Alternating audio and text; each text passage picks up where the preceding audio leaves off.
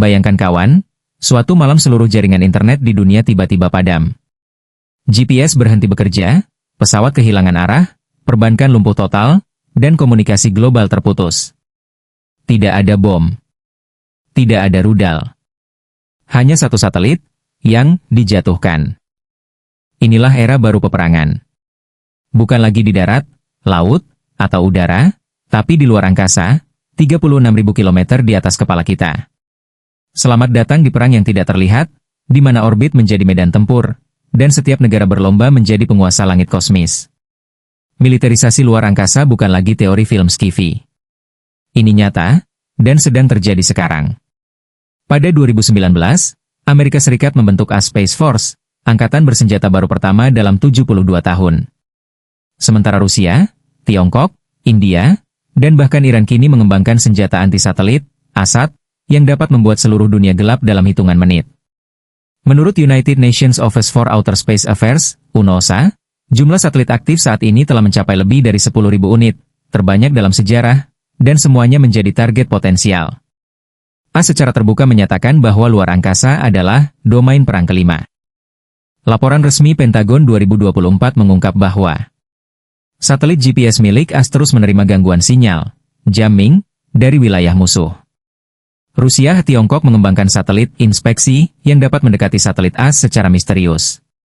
AS menuduh Beijing membuat Shijian-17, satelit dengan lengan robot yang mampu menangkap atau merusak satelit lain.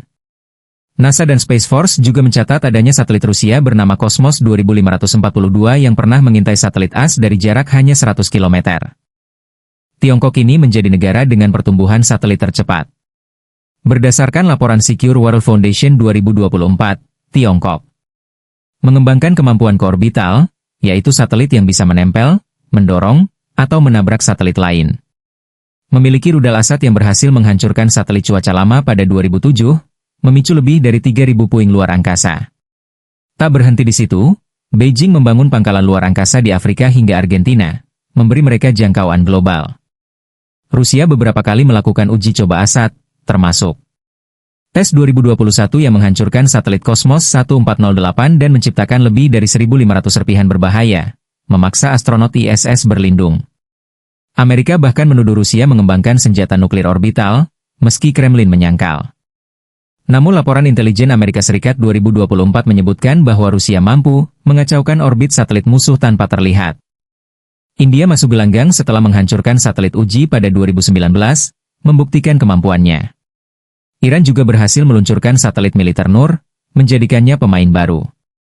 Perlombaan menguasai orbit kini makin padat. Satelit adalah pusat dunia modern.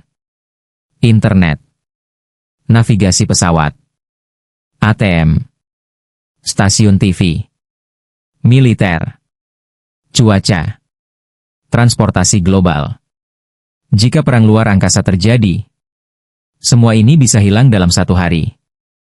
Inilah bagian yang jarang dibahas. Satu negara yang menguasai orbit menguasai dunia. Karena intan biru kecil bisa memutus internet musuh. Intan biru kecil bisa membutakan sistem pertahanan rudal. Intan biru kecil bisa menghentikan ekonomi global. Intan biru kecil bisa memata-matai seluruh dunia 24 jam non-stop. Inilah sebabnya negara superpower sangat merahasiakan satelit siluman, stealth satellites, senjata laser orbit rendah, satelit yang bisa bergerak cepat antar orbit, drone luar angkasa yang tidak pernah mendarat. Beberapa dokumen Pentagon 2023 yang dibuka ke publik mengungkap, sebagian program luar angkasa Amerika Serikat bersifat black budget. Tidak dapat diakses publik, tidak dilaporkan ke NASA. Bahkan tidak wajib dilaporkan ke Kongres. Tiongkok dan Rusia dikabarkan memiliki program serupa. 2. Ancaman terbesar bukan rudal, tapi puing luar angkasa. Menurut ESA, European Space Agency, terdapat 36.500 puing besar di orbit. Lebih dari 1 juta puing kecil. Jika perang luar angkasa meledak, serpihan satelit bisa menciptakan Kessler Syndrome. Orbit bumi terkunci oleh puing, dan manusia tidak bisa keluar angkasa lagi. 3. Korban pertama peperangan ini teknologi manusia sendiri. Ironisnya, manusia bisa menghancurkan tulang punggung peradabannya sendiri. Kita sedang memasuki era di mana satelit bukan lagi benda pasif. Orbit bukan lagi tempat damai. Dan luar angkasa bukan lagi milik ilmuwan, tapi para jenderal. Pertanyaannya bukan lagi, apakah akan ada perang di luar angkasa? Tapi, siapa yang menembak lebih dulu?